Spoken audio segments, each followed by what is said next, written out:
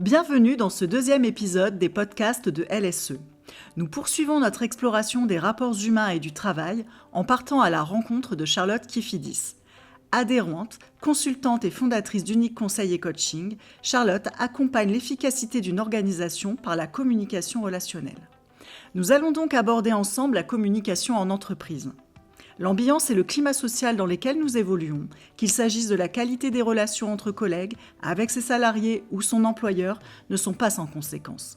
Aujourd'hui, 43% des salariés affirment qu'une bonne ambiance au travail compte plus qu'un salaire élevé. Et pour environ 50% des actifs, aller au bureau sans stress est le premier moteur de motivation. A l'inverse, dès que l'ambiance se dégrade, c'est l'efficacité de toute l'équipe qui s'effondre.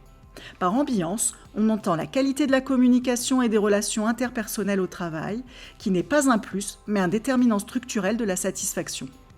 Ce mardi matin, je rejoins Charlotte dans ses locaux à Pernes-les-Fontaines pour comprendre ces enjeux. Elle m'accueille avec un grand sourire et un grand soleil. Nous nous installons, vous aussi, bonne écoute. Charlotte, les chiffres que je viens d'énoncer montrent l'importance cruciale des relations et d'une communication ouverte au travail. Mais dans les faits, pourquoi est-ce parfois si délicat de se dire les choses franchement et calmement ? On peut vite ressentir de la réserve, des tensions, voire une agressivité latente. Comment en arrive-t-on là ? C'est un défi universel, Cécile. Souvent, la peur du conflit nous empêche d'être clairs. On tombe alors dans le piège du non-dit. Parce qu'on confond souvent dire les choses et faire mal. Du coup, on évite, on arrondit ou on se tait. Le problème, c'est que le non-dit, lui, ne disparaît pas. Il s'accumule. Et il finit par ressortir, mais au mauvais moment et de la mauvaise façon.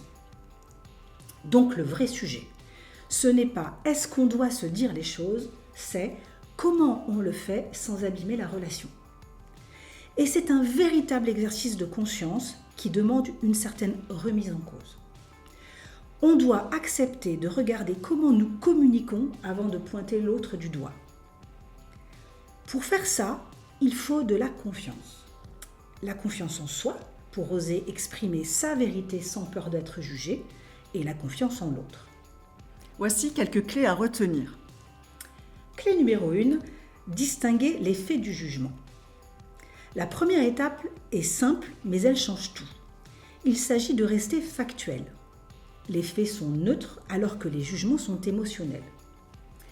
Si vous dites « on ne m'écoute jamais », c'est un jugement. Si vous dites « ce matin, j'ai été interrompu 3 fois », c'est un fait. Et c'est un effort quotidien, car notre cerveau adore interpréter. Commencer par le fait, c'est inviter au dialogue plutôt que provoquer une défense. Clé numéro 2, parler en jeu et exprimer ses besoins. Ensuite, il faut apprendre à parler de soi plutôt que contre l'autre. C'est le passage du tu au jeu. Lorsqu'on dit « ce que tu fais est mauvais, tu t'organises mal », cela peut être perçu comme une attaque. Et quand on se sent attaqué, on se défend. Le basculement, c'est de revenir à soi. Si on dit « j'ai besoin de clarté pour avancer sereinement », on n'est plus dans l'accusation. C'est ici que la remise en cause intervient. Au lieu de blâmer l'autre pour mon agacement, je cherche quel est mon besoin non satisfait. C'est une mécanique très puissante, mais qui demande de l'humilité. Et ça change complètement la qualité de la relation. On en reprend sa part de responsabilité. Clé numéro 3. Écouter pour comprendre, pas pour répondre. C'est vrai, on a souvent tendance à préparer notre réponse pendant que l'autre parle encore. Cela vient aussi des conditions dans lesquelles nous évoluons, cette nécessité d'aller vite, d'être dans l'action, voire dans la réaction instantanée, souvent synonyme de performance. Absolument, et c'est sans doute l'étape la plus difficile au quotidien. Écouter pour comprendre, ça veut dire quoi ? Ça veut dire ralentir, poser des questions, reformuler. Un exemple de reformulation, si je comprends bien, ce qui est important pour toi, c'est « et ce n'est pas parce qu'on comprend mieux l'autre qu'on est obligé d'être d'accord avec lui ou avec elle. En revanche, on se donne des chances de se parler de la réelle problématique. » On comprend bien que c'est une gymnastique de l'esprit, un travail sur soi permanent. Effectivement, ce n'est pas une technique, c'est une posture. Et ça demande de l'entraînement. Ce n'est pas toujours simple, on trébuche parfois et c'est normal. L'important est d'en prendre conscience. Concrètement, il y a 5 réflexes simples à retenir. 1. Je décris les faits. 2. J'identifie mes sentiments et mes besoins. 3. J'écoute pour comprendre avant de réagir. 4. Je cherche une solution, pas un coupable. 5. Je parle en jeu. Et déjà, en faisant ça, ça change énormément de choses dans les relations au travail. Est-ce que tu aurais un petit conseil simple à mettre en pratique ? L'important au début, c'est de s'entraîner sur un réflexe à la fois, et donc pas sur les 5 en même temps. Commencez par vous exercer à observer les faits et à vérifier si vous êtes dans l'interprétation ou le jugement.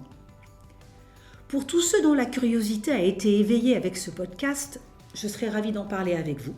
Et pour tous ceux qui ont envie de poursuivre avec de la lecture, je vous conseille La communication non violente au travail par François Balta et Anne Van Stappen et un grand classique, Les mots sont des fenêtres ou bien ce sont des murs par Marshall Rosenberg. Merci Charlotte pour ces outils précieux. Pas de panique, toutes les références et les conseils lecture seront notés en description. On se retrouve bientôt pour un nouvel épisode.